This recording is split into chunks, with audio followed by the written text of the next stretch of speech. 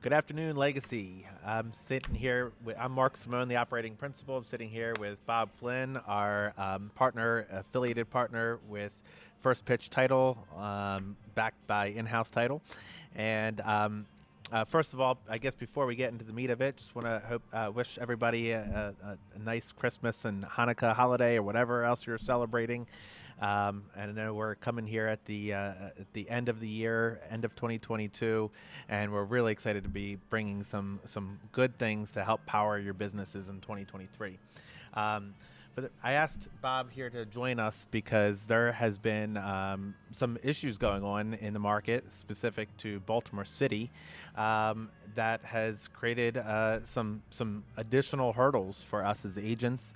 And I wanted to be able to bring him in, and so he could we can diagnose the problem and discuss a solution that I think Bob has been really good about forthcoming with for all of us. So, for starters, thanks for coming and meeting with us. Glad to be here. And so, I guess for starters here, the problem. Why don't you tell us what the problem is right now, if we haven't figured this out already? The essence of the problem is that even though there are a lot of counties in Maryland, a few of them require what's called a lien certificate in order for you to record a deed. Baltimore City is probably the most notorious because it's mandatory. You can't even get a deed on record without having a lien certificate attached with it. The lien certificate is something we order from the jurisdiction. They then use their records, scour it for tax liabilities, water bills, any other potential liens, code violations, and things like that. Liens. Mechanics liens probably wouldn't show up on a lien certificate. That would be in the court records that we pull as part of our title search. But it's an essential part. Baltimore City certainly, but every jurisdiction, including Baltimore County, Howard County, and Arundel, that ask for lien certificates, it's a pretty important component to do it. The difficulty has been that in Baltimore City, there was a huge change in the leadership that was a little bit of a surprise, came a little quicker than anyone expected. The head of lien certificates retired, and that put a damper on things. People changed positions. As a result, they alleged to be 6 weeks out from the time you ordered the lien certificate till the time that we got it. So that means if you take a week to deliver the contract that was accepted to us, then we take 6 more weeks to get the lien certificate. You can't settle for almost 2 months. That's a really, really long time in today's market, and I know with your agents it's a difficulty. Yeah. They're not going to get paid. Yeah. Well, and just for context too, I mean, on a good day, Baltimore City has always been one of the slower jurisdictions to turn around a lien certificate. In Baltimore City, a normal time frame is usually like 2 weeks minimum. Minimum 2 weeks. That's the shortest we've ever had. And outside of the city, it's less than that, correct? Usually, it can be almost return mail. They have different processes in place for us to use credit cards to pay for them, for us to order them online, and we would literally either get it immediately or get it by email return, because it's all automated. Right. The city doesn't have that yet. They're still in process for a lot of those things. And we don't need to get into the politics or the ridiculousness of this, how we found ourselves in this scenario here. The idea that one person retires and is now disrupting the entire real estate market in Baltimore City is a whole another topic for another day. Really, here we want to make sure that we're providing knowledge for you to be able to go back to your clients and help them understand what's going on, so you don't find yourself in situations where you need to extend settlements and your clients are caught off guard or surprised. I think one of the things that we espouse to our agents, whether they're on our sales team, within the brokerage, and our clients, is that our job is to mitigate the number of, or limit the number of surprises, make sure that everyone's expectations are in alignment as much as possible. And so that's really the essence of us sitting down here. Now, and I ran into this personally, where we put a house under contract in mid-November, and it was supposed to be a cash closing, supposed to close in 2 weeks or less. Actually, I think it was 10 days, so we were already being a little aggressive there. And it has now been 5 weeks, and we still have not closed. Um, so and we this problem began in early November, Correct. and there was very little in terms of communication around this issue at all to let people know this. So originally, when I learned of this, I was one of the first ones to learn that we have a slowdown in a settlement because of this. And at first I kind of blamed the title company because they were doing such a bad job to begin with, and I assumed that this was just part of that. But I've learned since then that we're not the only ones, and while this title company that will remain unnamed was at fault for a bunch of delays, this was not their doing. So we can sit and kind of all complain and bitch about what kind of hurdles here we're going to have to go through, and there's enough obstacles in our way already. This is not one that we really needed in this market here to delay closings and make force 30-day closings to turn into 60-day closings. But so Bob and I were talking about this, and we said, well, what can be done? And you had talked with some of your insurance underwriters, and I thought came up with a pretty good solution here that I wanted to make sure that all of our associates knew were available to them. Well, great point. To start off with, I have to give a little bit of credit to my partner, Stella, who does the operations side of our business. I would not have had any idea about lien certificate delays any more than you would or any agent would, except that she alerted me to that fact, because we were seeing closings get bumped to the very end before we were really ready to go, and then we saw that there might be some that had to be pushed off, which nobody wants to do, especially around the holidays. So that was a concern. She came to me with the problem, and that's sort of what I specialize in, is the problem fixes. I sort of thought back to the days when we were dealing with Baltimore City and the ransomware issues. And ransomware became horrendous because Baltimore City didn't even have the records to look at to decide whether they could give us a lien certificate or not. So they refused to issue any of them. And a huge task force was set up that I got to have some input in, fortunately, and we solved that problem, and were able to take closings to the next level and actually close without the Baltimore City's records being intact. I stole some of those ideas and went to our underwriter and said, look, we've got agents, and nobody's going to get paid, and nobody's going to get to move, and lenders aren't going to be able to do their jobs. Nobody can do anything unless we unblock this a little bit. So they gave us not necessarily a blanket permission, but they said, we're willing to let you give this a shot, and we're doing it on a one-off basis on every single transaction that comes in where this becomes an issue.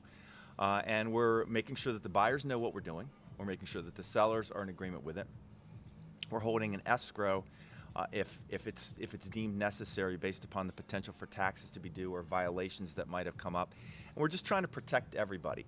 It becomes extremely difficult when the seller doesn't have much money coming back, or on a flip property, an investor flip property. But honestly, most of those occasions, there's not as much urgency to get it done. So sometimes we can't even accomplish much with those. But that was, I thought, a fantastic way of at least getting us around it. So I would think that for the most part, in future times, we are more than likely going to be able to close your deal, even if we do not have a lien certificate in our hands physically, and still be able to ensure the transaction and make the lender satisfied, which is the big problem. So how do they determine, how does your underwriter determine whether a closing can take place with or without an escrow? Well, so that's the hard part. We are independent businesses and an independent agency. We're making that choice on a day-to-day basis. And even though we have a company, when we have a lot of owners, Stella and I are the two people that signed an indemnity agreement with the insurer saying that if there's a mess up and it's our fault, we're going to be responsible for it. We've been willing to undertake that responsibility. So our underwriter said, yes, the door is open, but the parameters and decision making is going to be yours still. They have always been so fantastic with us in the past. That's why we stayed agents with them for so many years. I mean, I'm almost on 20-something years now. But it's basically our prerogative. It's going to be hard calls to make. Sure. So tell us how does this work? I mean, it seems like an enormous amount of liability that's taken on. How do you determine whether this is something that you're going to be comfortable doing or not? Well, I guess the short answer to that is this is our business. Sure. And without facilitating things for agents without getting more transactions, and we don't have a business. So, any business is risky anyway. This is just a next step, next level of risk that we're willing to take. But it's also a calculated risk. So the things that we look at, for example, and again, I did one this morning, how long has the seller owned the property? If it's somebody that bought 4 months ago, we're going to be probably a little more concerned. If there was a lot of construction activity on, the chances of there being a violation for not having it boarded up, for trash, for lawn not being cut are higher than they would be otherwise. Not having a permit, they're higher than they would be otherwise. The one we had this morning, the people had owned it for over 10 years. There was no construction involved. There was a tenant in the property. There had been no prior violations. We've been able to look at the history of it a little bit. And it was fairly clean. It was a $75,000 purchase. The seller was getting $74,000 out of it. So made it really easy for us to say that in this instance, a $5,000 escrow was appropriate for the seller to put up. We're not going to keep it forever. We don't, in fact, that's one of the seller's other rules, is we don't want to hold anybody's money. If it belongs to somebody else, we want it out of our accounts and back to the seller as soon as possible. Presumably, if we're talking about the real world, and that is we're going to close in 4 weeks, hopefully we're only waiting for 2 more to get the actual lien certificate, and we're going to know where we're going to stand.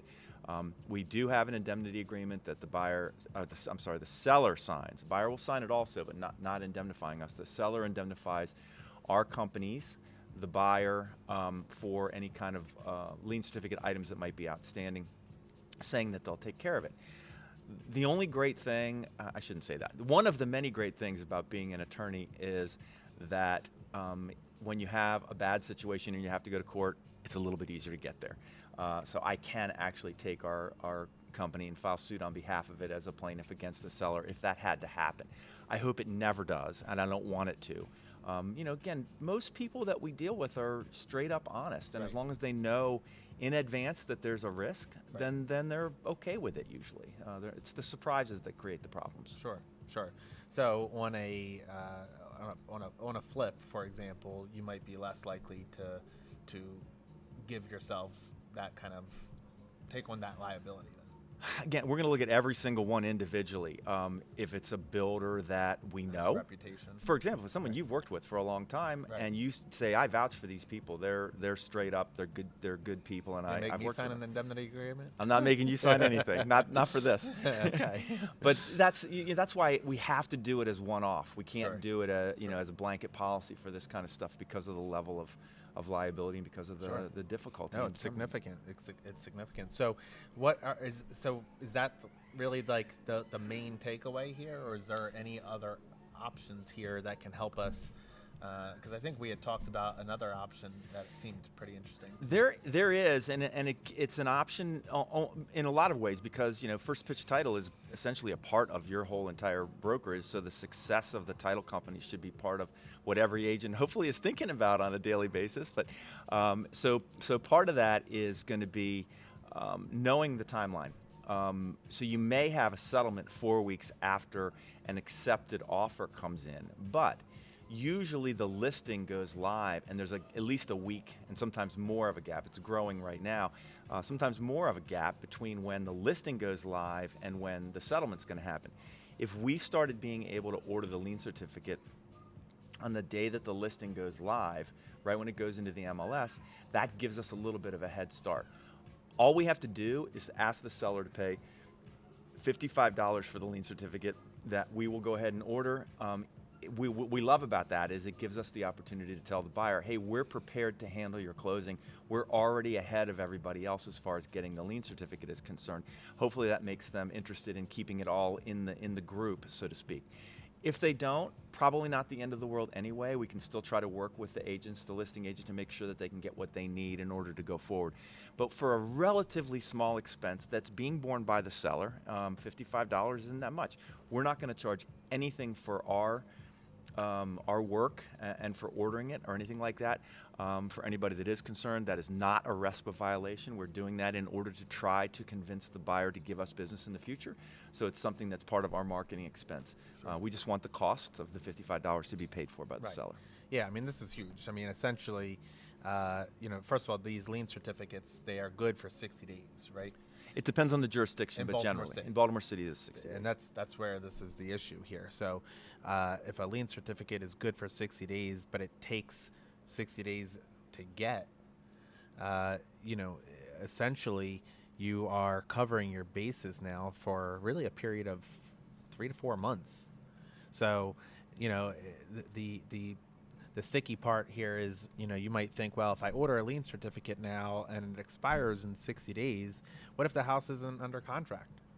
And that is a thing back in Baltimore City here. You know, it's not April of 2022 where it was like almost assumptive that it'd be under contract within 2 weeks. But the cool thing is that, you know, if it takes you 60 days or 80 days to go under contract, you have this lien certificate that you probably won't get until close to the 60th day anyway, maybe 45 days, but that covers you for now 105 days if you got it on the 45th day.